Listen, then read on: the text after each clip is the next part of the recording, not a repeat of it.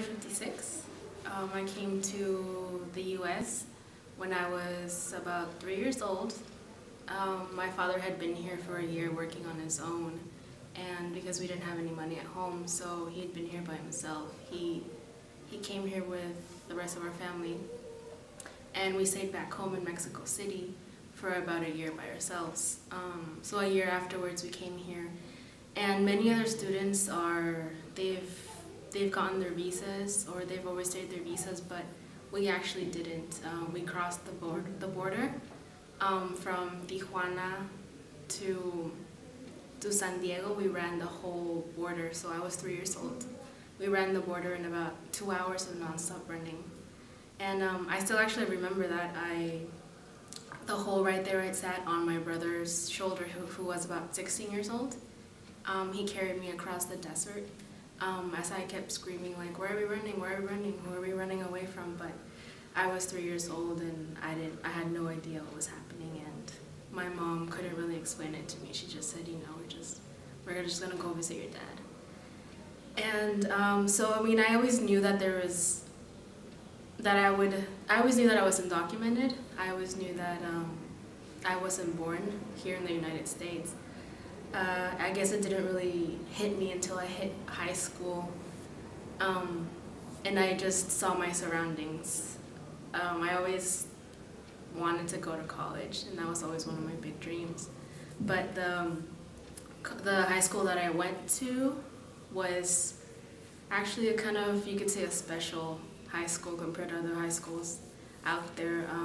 I went to high school with a lot of, I guess you could say, privileged students, privileged high schoolers, you know, really rich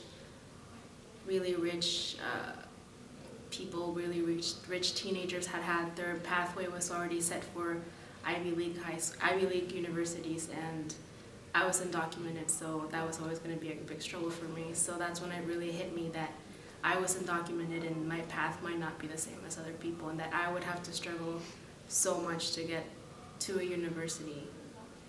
I don't know what else to say. How did you make that leap from high school to university? How was it? How did you, are you paying for school? Am I paying for school? Well, I actually had a really helpful counselor who, I didn't know what AB 540 meant until about my junior or senior year. He told me that I could apply for this affidavit, and then I could actually go into the university and pay and sit tuition. From there, I looked at a lot of universities, a lot of CSUs, because that was the only thing that I could really afford at the time. I looked at scholarships. I had to look for a lot of scholarships, and just mainly applying. I applied for school. I got in to the universities here at Long Beach, and then I just paid with scholarships or had to work, I guess you could say, mediocre jobs, or jobs that I wouldn't really want to be in, but I just had to. That was the only way that I could pay for school. And then right now I'm about to graduate, and I'm just waiting to see what's going to happen afterwards, because I do want to go to grad school. I do want to get my master's, but it's going to be another struggle again, having to pay for school. Where do you see yourself in 5 years? In 5 years? Yeah. Well, I hope the DREAM Act has already passed. Man, that's a hard one to say right now. There's just so many places that I could go. There's so many different things that could happen. I do think I will have a master's by then. Definitely, no matter what happens, I will have a master's. I'll probably be working on something, like, I don't know, maybe getting my PhD after that, but I definitely know that I'm going to have a master's by then. I definitely see myself working within the community, different organizations, I don't think the end will be, for example, when the DREAM Act passes, more like it, I don't think that's going to be the end of it. I think there's always going to be something else that I'm going to be fighting for. So I think I'll definitely be working within the community somehow. And what would you like to tell those out there that are uncertain as to how they feel about the DREAM Act? Like they're not sure about their opinion. on the issue and on the act?